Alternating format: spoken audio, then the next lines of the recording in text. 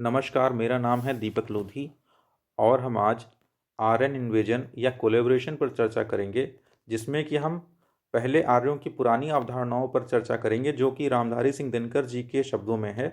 उनकी किताब संस्कृति के 4 अध्याय पर आधारित है। उसके पश्चात हम मॉडर्न रिसर्च पर चर्चा करेंगे। आर्यों का मूल स्थान। आर्य भारत में बाहर से नहीं आए, यह मानने का मुख्य आधार यह है कि आर्यों का प्राचीनतम साहित्य वेद, जो मानव मात्र का प्राचीनतम ग्रंथ है, भारत में ही मिलता है। दूसरा कारण यह बताया जाता है कि आर्य भारत में अन्य देशों से आए तो वेद में उन स्थानों का नाम क्यों नहीं मिलते, अथवा आर्य उन देशों की याद क्यों नहीं करते जहाँ से चलकर वे भारत आए थे। एक तीसरा कारण और है, जो पहले से संबद्ध है। पश्चिमी विद्वान यह कहते हैं कि आर्य पहले मध्य एशिया अथवा यूरोप के दक्षिण भाग में रहते थे और वहीं से फैल कर वे यूरोप और भारत गए। यदि यही बात ठीक है, तो आर्यों के वेद के समान कोई पौराणिक साहित्य अपने मूल स्थान में क्यों नहीं छोड़ा। यह भी कि यदि आर्यों का मूल निवास भारत से बाहर था, तो ऐसा क्यों है कि संस्कृत के शब्द भारत की सभी भाषाओं में बहुतायत में मिलते हैं, किंतु यूरोप की भाषाओं में उनकी संख्या अत्यंत न्यून है। एक चौथे प्रमाण के रूप में यह बात भी काफी जोर से कही जाती है कि भारतीय आर्यों की अपनी अनुश्रुति अर्थात परंपरागत आख्यानों में उनके उत्तर पश्चिम से आने की बात कहीं नहीं है।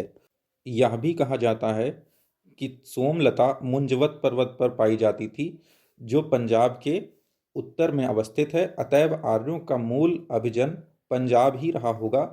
संहिताओं में जिस सप्त सैंधव देश का उल्लेख मिलता है, वह इसी पंजाब में था।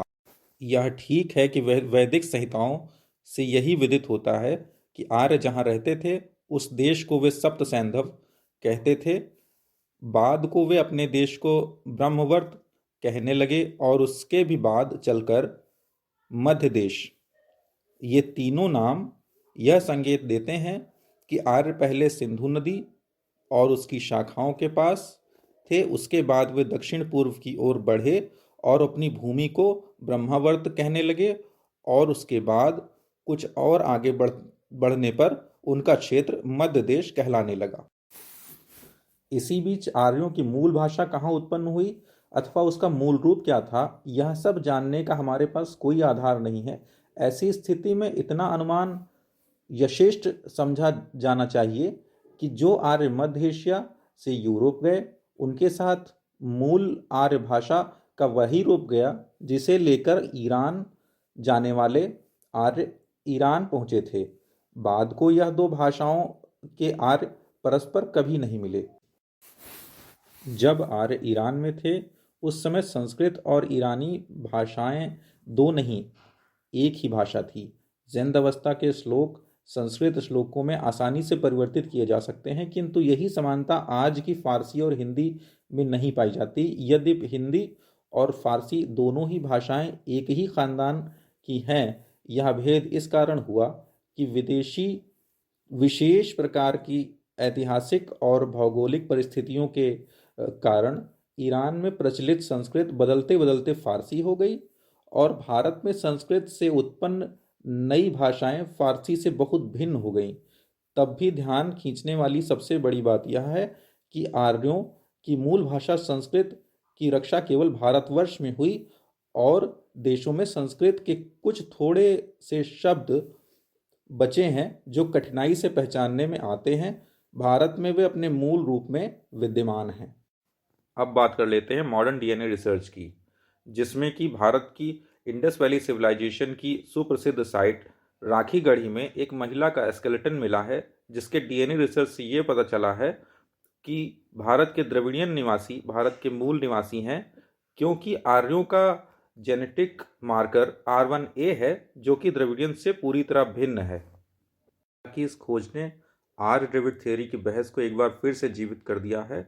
19वीं और 20वीं शताब्दी में अंग्रेज़ों द्वारा ये हाइपोथेसिस दिया गया था कि आर्य बाहर से आए हैं और वे भारत पर शासन कर रहे थे, क्योंकि वो अपनी रीजनल सुपरियोरिटी को सिद्ध करना चाहते थे भारत में, और अपने द्वारा किए गए कामों को जस्टिफाई करना चाहते थे, और अपना रूल यहाँ पर स्टैब्लिश होने के बाद उसे जस्टिफाई करना चाहते थे, इसलिए उन्होंने ऐसा एक हाइपोथेसिस दिया था, लेकिन इसका कोई जेनेटिक और डीएनए प्रूफ नहीं था।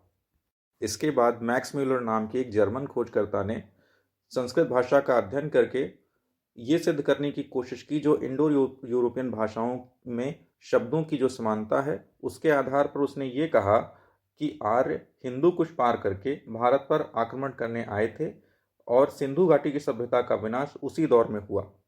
उसका कहना था कि भारत में वैदिक संस्कृत का विकास विदेशी मूल के आर्यों द्वारा किया गया था, जिन्होंने 1500 बीसी में भारत पर आक्रमण किया था। भारत और यूरोप के बीच भाषाई शब्दों की समानता के अलावा आर्किटेक्चरल और साहित्यिक समानताओं को भी आर्यन इन्वेजन थ्योरी के साक्ष्य के रूप में पेश किया। मोर्टिमा व्हीलर ने 1947 में हड़प्पा से मिले 33 ह्यूमन स्केलेटन को आर्यों के हमले के साथ भी जोड़ा। इसी प्रकार से एक उदाहरण ऋग्वेद में भी मिलता है, जहां पर आर्यजन के राजा सुदास और भारत के 10 राजाओं का संघ, जो कि स्थानीय कबीलों के 10 राजाओं का एक समूह था, जिनके बीच रावी नदी के किनारे युद्ध का भी वर्णन मिलता है।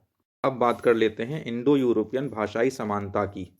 जैसे संस्कृत का पित्र और मात्र, लैटिन का पीटर और माटर, ग्रीक का पाटर और माटर, इंग्लिश का फादर और मदर, जर्मन का वटेर और मुटेर। इसके अलावा देवताओं के नाम जैसे इंद्र, मित्र, वरुण आदि के नाम पर्शिया में भी एक समान हैं।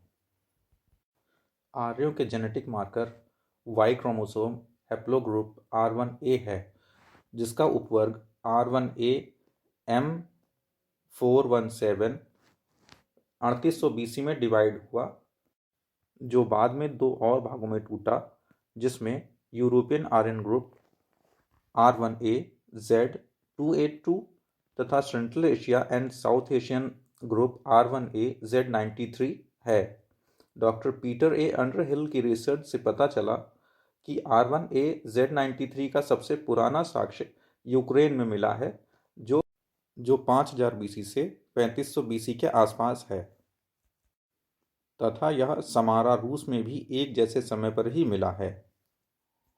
तो इस प्रकार हम देखते हैं कि आर्यों ने पूर्व से पश्चिम और पश्चिम से पुनः पूर्व की जो यात्रा की, उसमें उन्होंने पूरे दुनिया में अपने जेनेटिक मार्कर्स छोड़े, तो उनका जगत के विषय में वसुधैव कुटुंबकम कहना सार्थक ही लगता है।